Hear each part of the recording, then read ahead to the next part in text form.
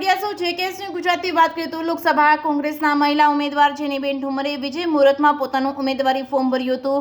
Form ભરતા પહેલા કાર્યકરોની વિશાળ રેલીને સંબોધી હતી। ઉમેદવારી ફોર્મ ભરતી વખતે પિતા વિરજીભાઈ ઠુમર તેમજ પરેશ ધાનાણી તેમજ જિલ્લા કોંગ્રેસ પ્રમુખ પ્રતાપ દુધાત તેમજ પુંજભાઈ વંશ તેમજ ચંદ્રિકાબેન ચુડાસમા સહિતના નેતાઓ હાજર રહ્યા હતા। અમરેલી જિલ્લા ચૂંટણી અધિકારી અને કલેક્ટર અજય દહિયાને પોતાનું ઉમેદવારી ફોર્મ સોંપ્યું હતું। સભામાં વિશાળ જનમેદનીને જેની ઠુમરે સંબોધી હતી। પિતા તેમજ વડીલોના આશીર્વાદ લઈ ભર્યું હતું ઉમેદવારી ફોર્મ। અમરેલી લોકસભા ચૂંટણી કોંગ્રેસના મહિલા ઉમેદવાર જેનીબેન ઠુમરે આજે વિજય મુહૂર્તમાં પોતાનું ઉમેદવારી ફોર્મ ભરી કલેક્ટર કચેરી ખાતે જિલ્લા ચૂંટણી અધિકારી અને કલેક્ટર અજય દહિયાને સુપ્રત કર્યું હતું। ફોર્મ ભરતી વખતે પિતા વિરજીભાઈ ઠુમર તેમજ રાજકોટના ઉમેદવાર પરેશ ધાનાણી તેમજ જિલ્લા કોંગ્રેસ પ્રમુખ પ્રતાપ દુધાત તેમજ ઠાકરસિંહભાઈ મેતલિયા, તાલુકા કોંગ્રેસ પ્રમુખ મનીષ ભંડેરી તેમજ વગેરે નેતાઓએ ખૂબ મોટી સંખ્યામાં કાર્યકરો અને સમર્થકો ઉપસ્થિત રહી વિજય ભવના આશીર્વાદ પાઠવ્યા હતા અને ફોર્મ ભરતા પહેલા પોતાના ફાર્મ હાઉસ પર વિશાળ રેલીને સંબોધી હતી। તેમાં પિતા સહિત વડીલોના આશીર્વાદ પણ લીધા હતા।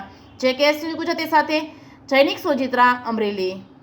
ઓકે બેન, આજે ફોર્મ ભર્યું, જીતનો કેવો વિશ્વાસ? વાત કરો।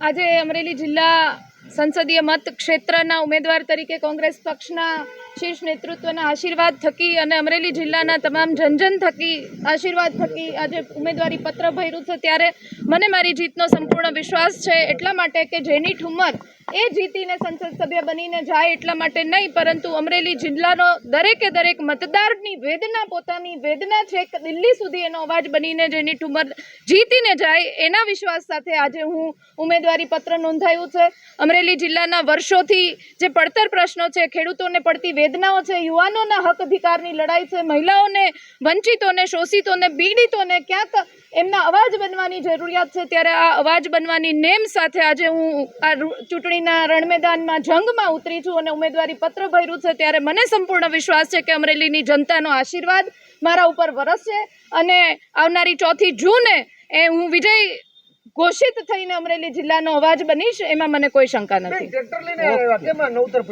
નવતર પ્રયોગની કોઈ વાત નથી। ટ્રેક્ટર એ ખેડૂતોનું એક સિમ્બોલ કહી શકાય। ખેડૂતોને પડતી વેદનાઓ સ્વર્ગના સપના બતાવીને નરકમાં ધકેલવાનું કામ અને પાપ આ સરકાર જ્યારે ખેડૂતોને કરી રહી છે, ત્યારે એની અવાજ બનવાની તાતી જરૂરિયાત છે।